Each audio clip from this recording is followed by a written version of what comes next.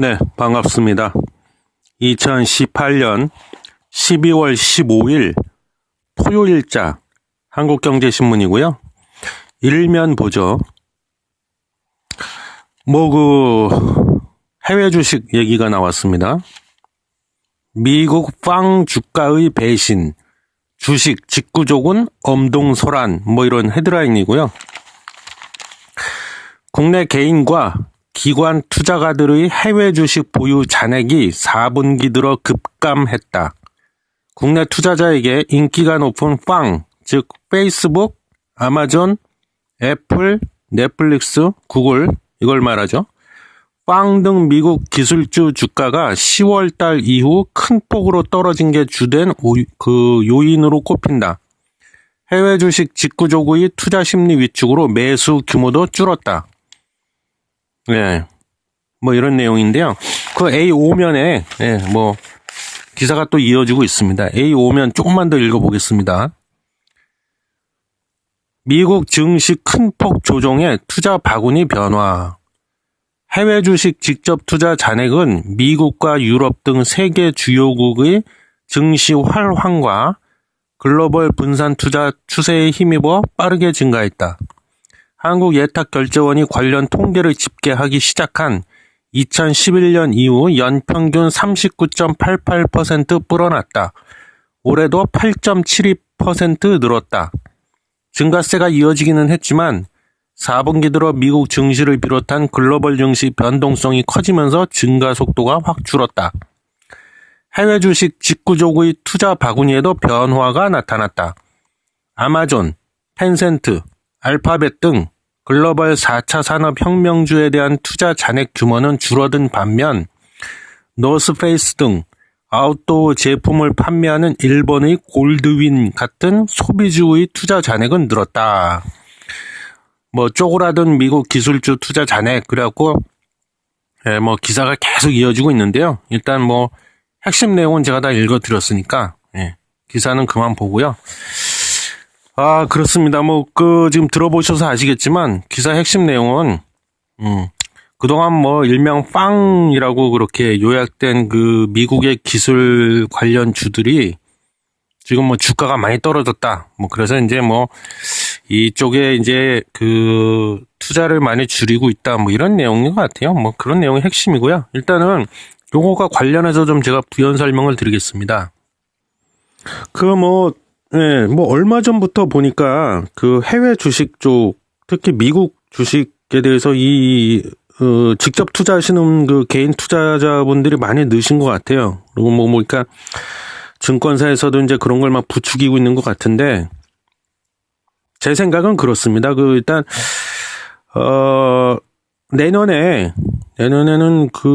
우리나라가 됐던, 해외, 미국이 됐든 어디가 됐건, 좀 조심해야 될 것 같다. 예. 주식 투자는, 제가 몇 번 얘기했죠, 그동안. 경기 침체 이런 얘기하고 했는데, 그럼에도 불구하고, 기사가 낮고, 또 그래도 좀 관심이 있는 분들이 계실 것 같아서, 몇 가지 좀 말씀을 드리자면, 그래도 난 굳이 하겠다 그러면, 저는 그렇습니다. 개인적으로 일단 미국 주식 쪽보다는, 그나마 저는 일본 주식 쪽이 좀 낫다. 아까 골드윈 그런 것도 아까 기사에서 나왔지만, 일단 그런 생각이고요. 굳이 할 거면 차라리 그냥 일본 쪽 주식을 해라. 예, 미국 쪽 주식보다는 이런 생각이 들고, 물론 미국 주식 쪽에도 하나 예외는 있습니다. 제가 이제 나중에 모빌리티 혁명이란 타이틀로 제가 한번 또 이제 인사이트 리포트를 할 예정인데요. 그때 상세히 말씀드리겠지만, 우버라는 기업이 있습니다. 아시죠? 우버. 예, 근데 이게 아직은 비상장사예요. 근데 지금 들리는 얘기로는 내년 2019년도 상반기 중으로 상장을 할 거다 이런 얘기가 들리고 있어요. 그래서 정말 상장이 예정대로 된다면 저는 우버는 좀 예외적으로 우리가 관심을 많이 가져야 된다 그런 생각이 들고, 자세한 얘기는 나중에 하고요. 일단 그럼 제가 이 해외 주식을 굳이 하겠다 그러면 왜 그나마 일본을 좀 해라 차라리 그럼 그거에 대해서 근거를 좀 지금부터 간략하게 말씀드리겠습니다. 일단 미국 갔다가 그 다음에 유럽 갔다가 그 다음 중국 갔다가 일본으로 가겠습니다. 예. 일단 미국 먼저 보죠. 미국은 그랬습니다. 올 초 작년 제 기억으로 작년 연말만 하더라도 미국 주식이 정답이다. 그런 제목이었던 것 같은데 어떤 분이 그런 책으로도 미국 주식이 유망하다 그런 책도 막 쓰시고 그랬던 기억이 나는데 글쎄 올해까지는 그럴 수도 있지만 내년 가면은 미국도 사실 어떻게 될지 모릅니다. 예. 경기가 언제 꼬꾸라질지 몰라요. 미국도 그동안 트럼프가 감세 정책이라든가 여러 가지 인위적인 정책을 써가지고 그렇게 된 거라고 저는 보고 구조적으로 보자면 미국 경기도 내년에 절대 안심 못한다. 그 근거는 한 대략 4-5가지입니다. 첫 번째는 이제 제롬 파월 연준 의장이 그랬죠. 내년에 금리를 그냥 엄청나게 올릴 것처럼 막 그러더니 최근에 그런 멘트를 했습니다. 금리 인상의 속도를 조절할 필요가 좀 있다. 이런 멘트를 했습니다. 한 이유가 뭘까요? 예. 그런 걸 생각해 봐야겠죠. 생각보다 경기가 내년에 안 좋아질 수도 있다. 이러니까 좀 신중 모드로 돌아섰다는 의미겠죠, 이게. 예. 그리고 두 번째, 이제 미중 무역전쟁. 이거는 제가 보기에요. 2019년도 내년에도 계속 이어질 거라고 저는 확신합니다. 지금 휴전을 취했죠. 중국과 미국이 휴전을 선택했죠. 90일 동안에. 근데 그 와중에 지금 또 중국의 화웨이, 통신장비 업체인 화웨이를 또 지금 좀 열심히 지금 두들기고 있잖아요. 예. 이게 제가 보기엔 왜 이게 2019년도에도 끝나지 않을 거라고 제가 확신을 갖냐면요. 이거는 단순히 무역전쟁이 아니고 패권전쟁입니다. 패권전쟁. 예. 그래서 처음에 이제 건드린 게 관세 법원을 먼저 건드렸잖아요. 그래서 아마 제가 보기에는 모르긴 몰라도 트럼프 쪽에서 지금 아마 시나리오가 이미 다 있을 겁니다. 예. 아무런 계획 전략도 없이 중국을 건드릴 일이 없겠죠. 건드릴 이유가 없겠죠. 그럴 일이 없겠죠. 예. 다 아주 치밀하게 시나리오가 다 돼 있을 겁니다. 그래서 1차로 제가 보기엔 이제 관세를 건드렸던 것 같고, 두 번째 지금 이제 새로운 전략으로 이제 나온 게 기술 패권을 뺏기지 않기 위해서 이제 중국이 지금 계속 기술을 탈취해가고 있다 이러면서 이제 지식자산권 얘기 들고 나오고 지금 그러고 있잖아요. 그 다음에 또 요게 끝나고 나면 다음 단계에 또 뭔가가 또 있을 겁니다. 그래서 이건 절대 패권 전쟁이기 때문에 내년에도 반드시 끝나지 않을 겁니다. 예. 그래서 이 미중 무역 전쟁이라는 뇌관이 있기 때문에 내년에 미국 경제도 이게 부메랑이 돼서 미국 기업으로 돌아올 수도 있거든요. 그러니까는 이게 안심을 못한다. 그리고 이제 세 번째는 기업 투자가 지금 계속 둔화가 되고 있죠. 그다음 네 번째가 이제 미국의 경제 성장률도 JP 모건에 따르면 그래요. 이게 틀릴 수도 있고 맞을 수도 있는데 JP 모건에서 예측한 내년 2019년도 미국의 경제 성장률을 보면 1.9% 정도로 전망이 됐어요. 근데 이거는 올해 2018년도에 비하면 확 떨어진 수치거든요. 예, 그리고 이제 마지막으로 이건 제가 끊임없이 얘기했던 건데 그동안 장단기채 금리 역전 조짐이 지금 보이고 있죠. 그리고 제가 알기로는 이미 미국의 2년물과 5년물은 이미 뒤집어졌죠. 역전된 걸로 알고 있습니다. 금리가. 근데 이제 10년물, 장기채죠. 10년물하고 2년물의 금리는 아직 역전은 안 됐는데, 격차가 지금 최대한 좁혀져 있는 상태이기 때문에 이것도 언제 뒤집어질지 알 수가 없습니다. 그래서 이게 과거 사례를 보면 경기 침체가 본격화되기 전에 발생하는 이게 전조 현상이죠, 이게. 예. 그래서 이런 걸 봤을 때 제가 보기엔 미국 경제도 내년에 100% 낙관만 할 수 없다. 그렇기 때문에 미국 주식도 조심해야 된다. 그런 얘기를 드리는 거고요. 그 다음 이제 유럽을 가보죠. 그럼 유럽은 어떨까요, 내년에? 유럽도, 좀 어둡습니다. 일단 영국. 아시겠지만 브렉시트 혼란이 여전하죠. 여전하고. 독일은 또 극우 정당들이 또 득세를 하고 있어요, 지금. 그 다음 프랑스.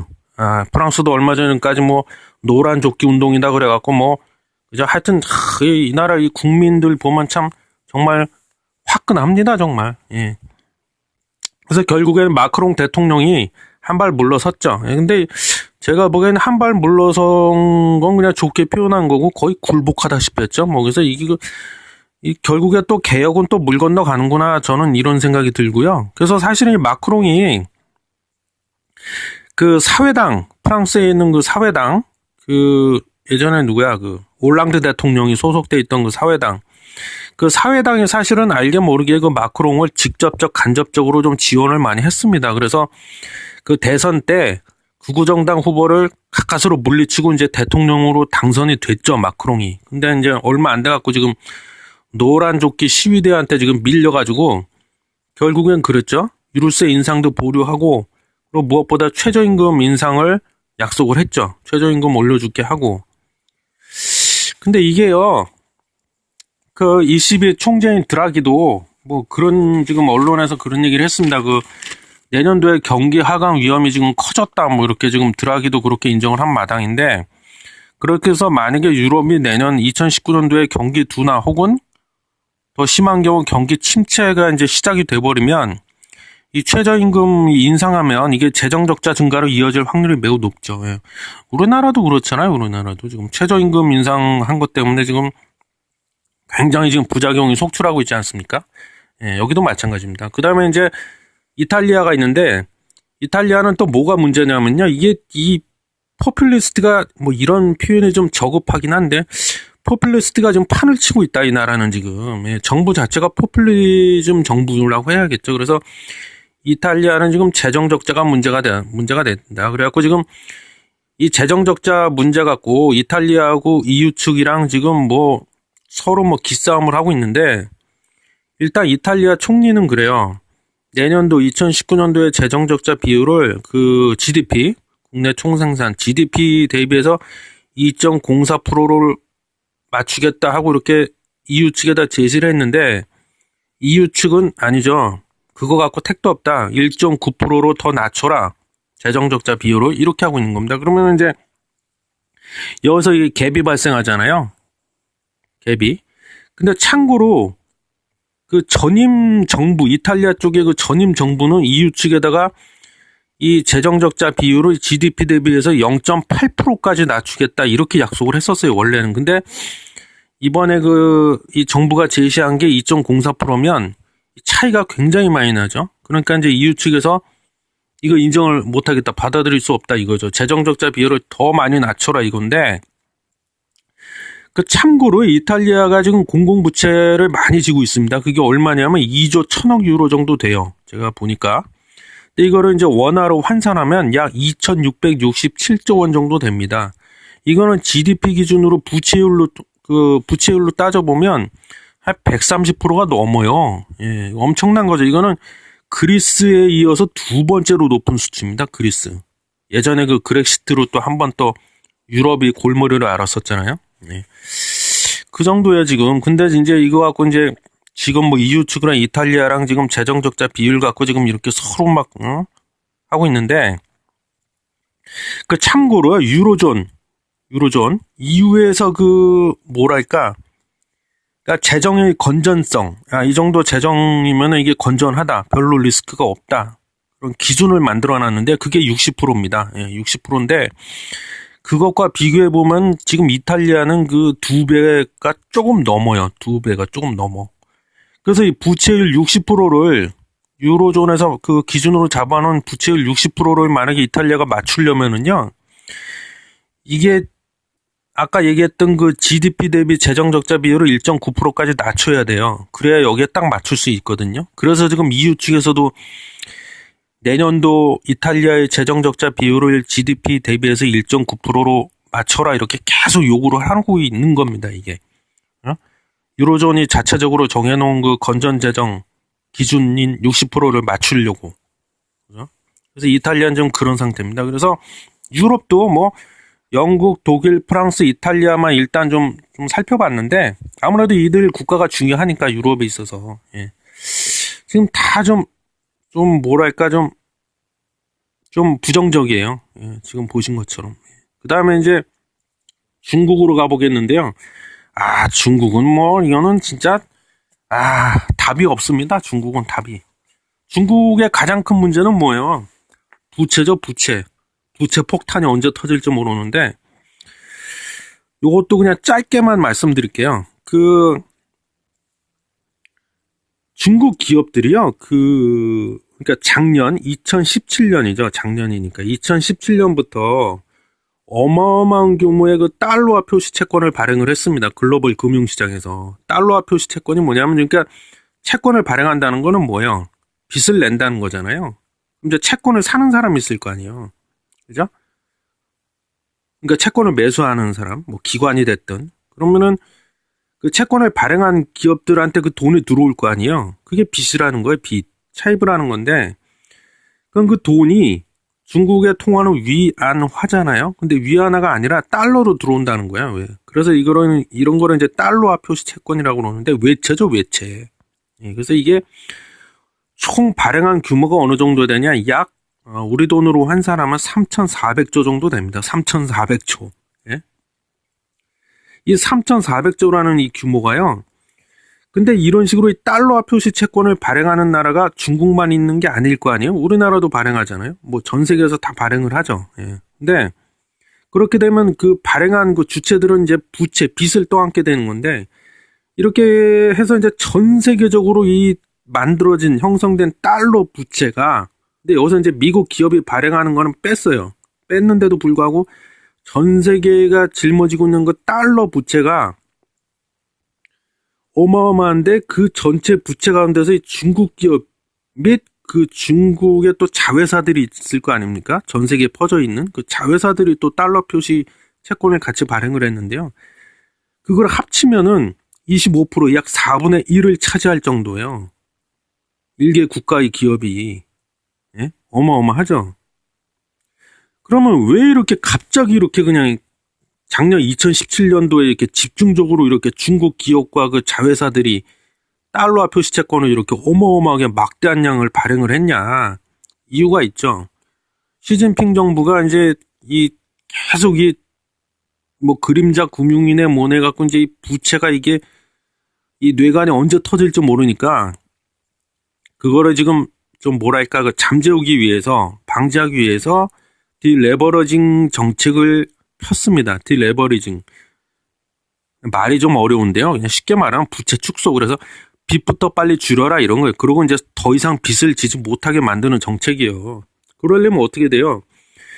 이 돈이 필요한 중국의 기업들이 이제 중국 내에서 즉 자국에서 대출을 받거나 채권을 발행을 하려고 해도 이게 이제 규제가 심해진 거예요. 그리고 조건이 까다롭고 이래가지고 대출 받기도 어렵고 채권을 발행하기도 이제 힘들어지죠. 근데 중국 내에서 발행한다는 거는 이제 위안화 표시 채권이 되겠죠. 위안화로 이제 발행을 하겠죠, 채권은. 근데 그게 이제 이 디레버리징 정책 때문에 이게 하기가 힘들어. 대출 받기도 힘들고 채권 발행하기도 힘드니까 해외로 눈을 돌린 겁니다. 그래서 그러면 차라리 글로벌 금융시장에 가갖고 달러화 표시 채권을 발행을 하자. 그래서 달러로 빚을 내자. 즉 달러 빚을 내자 이렇게 된 거죠. 예. 그죠? 그래서 이렇게 급증을 한 건데요. 이게 문제가 뭐냐면은요. 제가 왜 이 얘기를 하냐면 이 문제가 그때 집중적으로 아까 그 3,400조 정도라고 그랬는데 이 발행한 그 채권들이 거의 다 단기 채권들이에요. 이게 무슨 얘기냐면 만기가 1년에서 1년 6개월짜리. 굉장히 짧아. 그러니까 1년이나 1년 6개월 안에 다 갚아야 되는 그런 것들인데 이게 그러니까 거의 2018년 올해 연말부터 내년 한 상반기 정도에 이제 만기가 집중적으로 다 돌아온다는 거예요. 그럼 갚아야 돼. 그죠? 그럼 중국 기업 입장에서는 이거를 갚아야 되는데 못 갚으면은 뭐 디폴트 되는 거죠. 그러니까 갚아야 되는데 갚는 방법은 두 가지가 있습니다. 첫 번째는 이제 차환 발행이라고 그래갖고 채권을 또 발행하는 거야. 그러니까 빚내서 빚을 갚는 거죠. 예. 뭐 빚으로 돌려막기죠, 일종의. 개인으로 비유하자면. 차환 발행을, 즉 채권을 새로 또 발행을 해야 되는데 이게 쉽지가 않다. 여의치가 않다. 왜냐하면은요. 2017년과 비교해서 지금 그 연준에서 기준금리를 그동안 몇 번 많이 올려놨잖아요. 그래서 지금 2%가 넘어갔잖아요. 그 사이에 금리가 많이 올라갔어요. 그래서 이번에 새로 발행을 하려면 그만큼 이자를 더 줘야 돼. 채권을 구매하는 사람한테. 그럼 부담스럽죠. 이자를 더 많이 줘야 되니까. 그래서 이게 여의치가 않다. 그리고 두 번째는 그러면은 차환 발행이 아니고 다른 방법이 있다면은 자기가 있는 돈을 갖고 그냥 갚아 나가야 되는데, 이게 그럼 봐봐요. 응? 중국 기업 입장에서는 이게 아까 그랬잖아요. 달러화 표시채권을 발행했기 때문에 달러를 구해다가 달러로 갚아야 돼. 위안화로 갚는 게 아니에요. 이거는 달러를 구해다 달러를 갚아야 되는데, 그럼 이게 여기서 이제 환율 문제가 나온다는 얘기인데요. 그 환율이요. 위안화 달러 환율이 그동안 올랐어요. 그래서 예를 들면 올해 초 2018년 올 초만 해도 1달러당 한 6점 몇 위안 그래갖고 6위안 초반대였는데 환율이 많이 올라갔고 11월 23일을 기준으로 보면 이게 6.94 위안까지 환율이 올라버렸네. 이 말은 뭐야? 달러의 가치가 그만큼 올라갔고 거꾸로 위안화의 가치가 떨어졌다는 얘기예요. 그러면은 달러를 구해다가 즉 달러를 사다가 갚아야 되는 중국 기업들 입장에서 보자면 이게 비용 부담이 더 확 커진 거야. 왜? 달러가 더 비싸져 버렸으니까 지금. 그죠? 근데 이게 아까 그랬잖아요. 대부분의 그 3,400조 정도가 만기가 다 짧은 것들이라서 올해 연말부터 내년 한 상반기에 만기가 다 돌아온다고 그랬는데, 그럼 내년 상반기면 한 6개월 정도 남았잖아요. 지금 연말이니까. 그럼 최대한 맥시멈으로 내년 상반기까지라고 잡아도 그 6개월 안에 만약에 이 환율이 더 올라가 버렸네. 즉 그 위안화 가치가 더 떨어져 버렸어 지금보다. 그래서 그 심리적인 마지노선은 보통 1달러당 7위안으로 보고 있거든요. 그래서 7위안 때 맞아 깨져버렸다. 그 말은 뭐야? 1달러당 뭐 예를 들면 7.4위안, 7.5위안, 심지어 8위안 막 이렇게 돼버리면 이거 못 갚아버릴 확률도 꽤 높다. 근데 모르겠습니다. 정말 이게 7위안대가 깨져버릴지는 모르겠는데 그 환율은 신밖에 모르죠. 환율이 어떻게 될지 그거는 뭐 그거 어떻게 했지 그래. 그 신의 영역인데. 근데 그런 일이 벌어지면 안 되겠지만 최악의 경우 그렇게 되면 이거는 이제 전문용어로 진짜 중국 기업들은 X되면서 이게 이제 부채 폭탄이 1차로 터져버릴 수 있다는 거죠. 예. 그래서 중국도 내가 보기엔 지금 별로고 내년 2019년도에 별로 이렇게 뭐랄까 별로 이렇게 긍정적이라고 말할 수가 없다. 중국 경제도. 예. 요거 하나만 봐도 물론 이거 하나 때문만에 제가 그렇게 얘기하는 건 아닌데 시간 관계상 예, 요거 하나만 예를 들었습니다. 이건 당장 시급한 문제이기 때문에 예, 만기가 곧 다 돌아오기 때문에 예. 그렇습니다. 이렇기 때문에 그 미국, 유럽, 중국까지 쭉 좀 살펴봤는데요. 그래서 뭐 해외 주식을 만약에 굳이 하시겠다 그러면 미국에서는 우버 이거 빼고 나머지는 다 별로고 유럽도 그렇고 중국도 그렇고 일본을 하셔라. 일본을. 그럼 이제 왜 그나마 차라리 일본을 해라. 일본 주식을. 그럼 왜 그러냐면 이제 근거를 굳이 얘기하자면요. 내년 2019년도에도 미국, 유럽, 중국은 경제가 막 죽을 쓰고 있는데 일본만 나 홀로 호황, 초호황을 누릴 거니까. 그런 뜻은 아닙니다. 예. 일본도 뭐 일본이라고 뭐 내년에 뭐 남들 다 죽어가고 있는데 혼자서 뭐 그냥 뭐 그러겠습니까? 근데 그나마 일본은 제가 봤을 때 이 미국이나 유럽, 중국 이런 데와 비교해 보면 초호황을 누릴 확률도 낮고 그렇다고 아주 불황, 그냥 완전 경기가 완전히 곤두박질 칠 확률도 낮고 그러니까 그나마 좀 일본이 안전하다 이거죠. 그런 의미에서 차라리 그냥 일본 주식을 해라 이거고요. 그 다음에 지금 뭐 또 하나 참고로 얘기하면 일본 대도시에 오피스 빌딩들이 많이 지금 있는데 공실률이 지금 역대 최대입니다. 아니, 최저. 공실률, 최저. 그러니까 빈 사무실이 거의 없다고요. 예. 그리고 지금 일자리도 지금 일부 언론에선 일본에서 지금 일자리가 넘쳐나고 있다고 하는데 그건 제가 보기에 약간 좀 과장된 것 같고요. 뭐 넘쳐나는 정도까지는 아닌데 그래도 다른 나라에 비해서는 아직은 그래도 그 실업률이 비교적 낮은 편이다. 이 공실률이 지금 역대 최저치라는 것만, 즉 빈 사무실이 거의 없다는 것만 봐도 알 수 있잖아요. 그래서 뭐 나름대로 근거를 제시한 거고요. 그러면 이제 일본 주식 중에 소프트뱅크, 요거는 제가 예전에 진투방 시즌2 그 초창기의 방송 때 제가 소프트뱅크 손정희 회장 뭐 얘기하면서 다 말씀드렸고, 소프트뱅크가 또 그 이후로도 많이 올랐고, 하나가 또 이제 제가 또 새롭게 그 말씀드리고 싶은 일본 기업이 하나 있는데, 그 발뮤다인데요. 요거는 근데 제가 좀 죄송한데요. 제가 미처 아직 확인을 못했습니다. 예, 사과 말씀드리겠습니다. 요게 뭐가 죄송하냐면, 이게 상장사인지 비상장사인지 제가 아직 확인을 못했어요. 예, 근데 그건 여러분들이 한번 그 인터넷 검색해보면 다 나오니까 좀, 이건 죄송하지만 여러분의 몫으로 돌리겠습니다. 예. 상장사인지 비상장사인지는 아직 모르겠는데, 일단 발뮤다라고 이게 그 가전업계의 뭐랄까 애플이라고 그런 소리를 듣는 아주 뭐랄까 좀 돌풍을 일으키고 있습니다 지금. 그래서 지금 제가 평소에 홈쇼핑 자주 본다는 얘기를 몇 번 했었는데, 홈쇼핑에서도 보면 특히 이게 토스터기가 있거든요. 토스터기, 발뮤다에서 만든 토스터기, 이게 또 대박이 났어요. 뭐 매번 완판, 매진이야 매진 계속. 근데 디자인도 굉장히 그 진짜 애플이 떠올라요. 예, 아주 심플하고 세련됐고 모던한 디자인에 뭐 가성비 측면에 있어서는 저는 개인적으로 가성비 좋다고 생각하는데, 가격대가 근데 좀 다 비쌉니다. 전체적으로 좀 프리미엄 가전급을 추구한다고 그래요. 그래서 여기 대표이사가 보니까 젊어요. 40대 중반인데 물론 일본인이죠. 그래서 제가 보기엔 발뮤다가 만약에 상장사다 그러면 좀 관심을 가져볼 수 있다. 근데 비상장사라면은 글쎄요, 뭐 외국인 입장인 우리나라 그 외국인은 한국인 입장에서 봤을 때는 만약에 발뮤다가 비상장사다 그러면 이건 좀 사기는 어려울 겁니다. 예, 국내 주식이 아니기 때문에 더구나.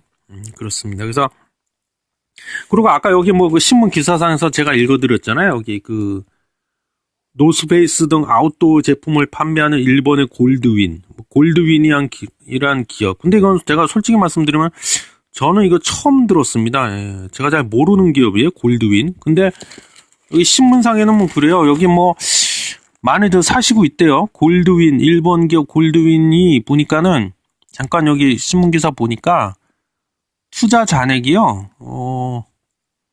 4억 4,954만 달러. 어우, 5천억 정도 대략 뭐 넘어가네요, 이게. 계속 증가세로 있네요. 골드윈.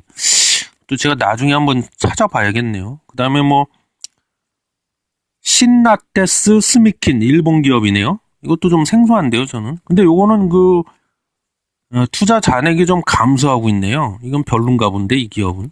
예. 그렇습니다. 예. 그리고 여기 밑에 하단에 보니까 뭐 내년에 브라질, 멕시코 증시 눈여겨볼 만하다 뭐 이런 기사가 나와 있는데요. 글쎄요, 저는 브라질, 멕시코? 글쎄요, 저는 좀 이게 위험하다고 보는데. 브라질이야 뭐 우파 정부가 이번에 뭐 들어섰지만, 멕시코는 지금 좌파 정부가 들어선 걸로 알고 있거든요, 제가. 그래서 멕시코 대통령이 뭐 대통령 관저도 개방을 하고 뭐 지금 뭐 대통령 전용기 뭐 그게 몇백억짜리래요. 그것도 뭐 이제 필요 없다 그러면서 뭐 팔겠다고 뭐 매각한다는 얘기 나오고 있고, 뭐 원래 그렇잖아요. 다 정권 잡으면 초창기에는 뭔가 보여줘야 되니까는 뭐 쇼들을 많이 하죠. 예. 뭐 그렇습니다. 근데 저는 지금 별론데, 나는 이게 브라질, 멕시코 이거 어떻게 보면 다 그 신흥 시장들이잖아요. 저는 내년에 굉장히 위험하다고 봅니다. 저는 개인적으로. 그래서 끝으로 결론적으로 굳이 해외 주식 하실 거라면 차라리 일본 주식을 하셔라. 그 말씀드리고 이 첫 번째 기사에 대한 것은 끝내겠습니다. 네, 두 번째 기사는요.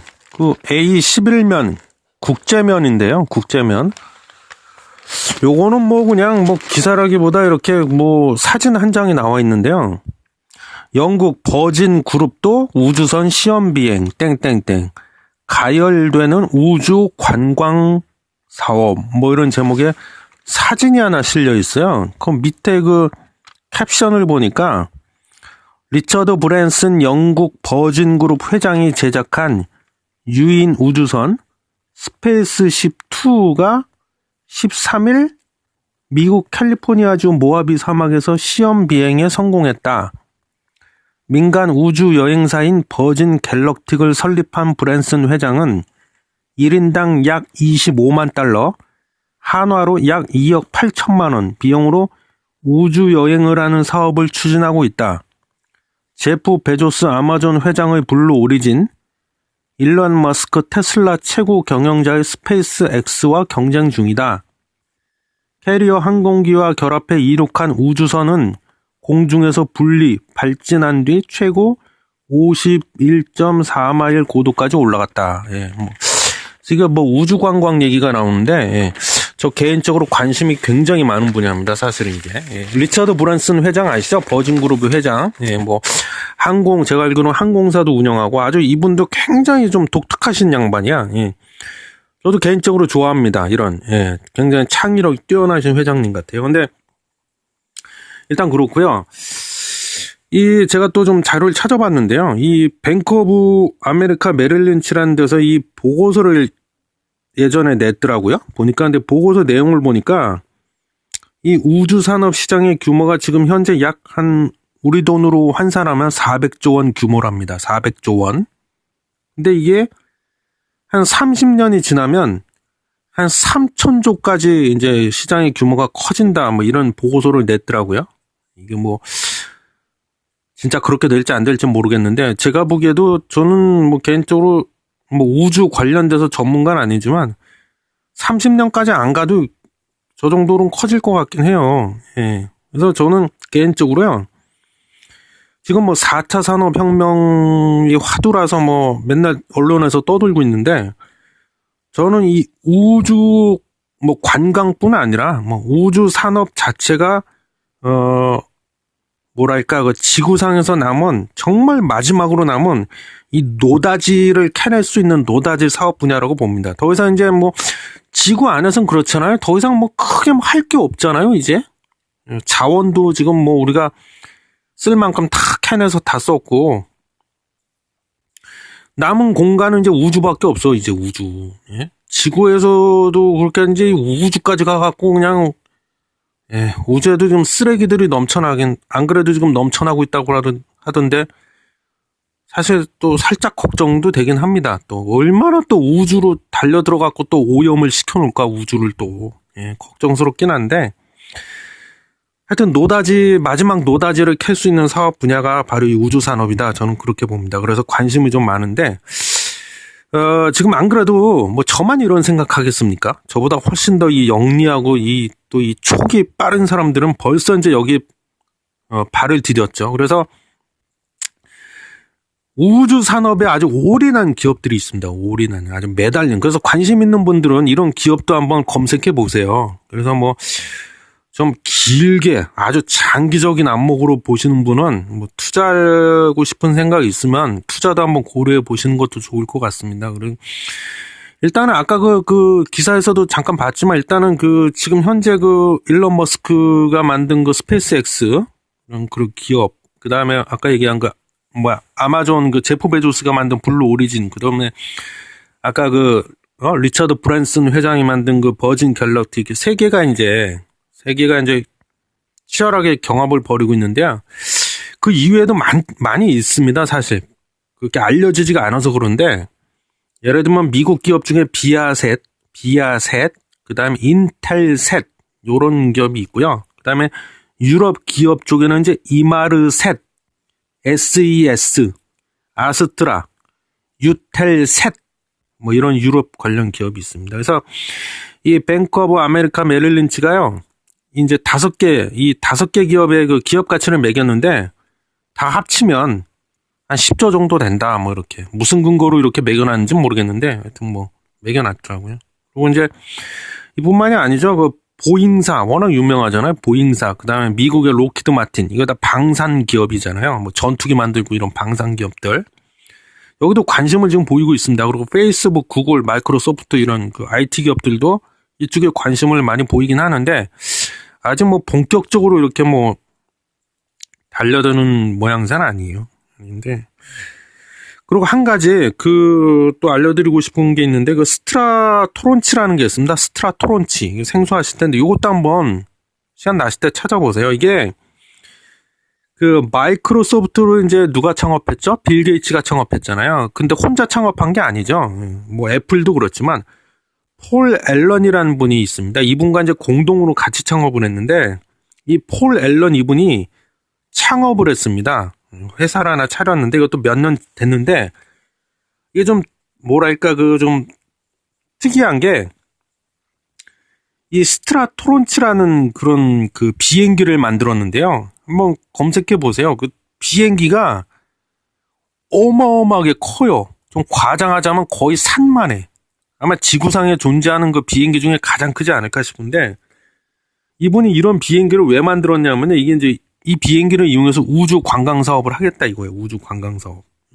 그래서 이게 MS의 공동 창업자인 폴 앨런이 창업한 스트라토론치. 그래서 이게 참고로 그 도메인 그 URL 주소를 말씀드리면요. www.스트라토론치입니다. STRATOLAUNCH 스트라토론치.com 한번 검색해 보세요. 어마어마하게 그리고 그 재밌는 영상이 많이 올라가 있습니다. 그래서 아마 여기서도 조만간에 그 유인 우주선을 아까 그 기사에서 제가 읽어드렸듯이 그 버진 갤럭시처럼 아마 띄울 겁니다. 띄우는데 여기는 그 자세한 내용은 거기 다 나와 있으니까 읽어보시고요. 예.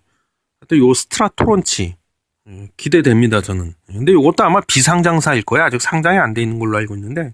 그래서 지금 이렇게 벌써 이런데 다 이렇게 본격적으로 좀 다 뛰어들고 있다. 우주 산업에 대해서. 이게 뭐 30년, 뭐 50년, 100년 후에 먼 미래 얘기가 아니라고 저는 봅니다. 이미 지금 와 있다고 보고 로봇도 마찬가지고요. 로봇도. 그렇습니다. 그래서 이 우주 산업 여기도 우리가 좀 투자자 입장에서 관심을 가질 필요가 있지 않을까 그런 생각을 합니다. 네, 그리고 그 세 번째 기사는요. 같은 국제면인데요. 스타벅스 기사가 났습니다. 스타벅스, 우버와 손잡고 미국 전역에서 커피 배달 파격. 뭐 이런 헤드라인인데요. 세계 최대 커피 체인 스타벅스가 중국에 이어 본고장 미국에서도 배달 서비스를 시작한다. 세계를 주름잡는 스타벅스지만 최근 성장세가 둔해지자 기존 방침을 깨고 새로운 서비스를 선보이기로 한 것이다. 케빈 존슨 스타벅스 최고 경영자는 13일 미국 뉴욕에서 투자자들과 만나서 이 같은 내용의 사업 전략을 새로 발표했다. 스타벅스는 자동차 공유업체 우버의 음식 배달 플랫폼 우버이츠와 손잡고 지난 9월부터 마이애미주에서 시범 운영 중인 커피 배달 서비스를 미국 전역으로 확대할 방침이다. 내년 상반기까지 미국 내 8,500여 개 직영 매장 중 2,000여 곳에서 서비스를 제공할 계획이다. 이게 스타벅스가 이제 하다못해 이제 커피까지 배달을 하네요, 이게. 야, 요즘에는 뭐 거의 배달 안 되는 게 없다시피 하네. 근데 저는 저거 딱 보는데요. 한 두 가지 생각이 딱 드네요. 첫 번째는,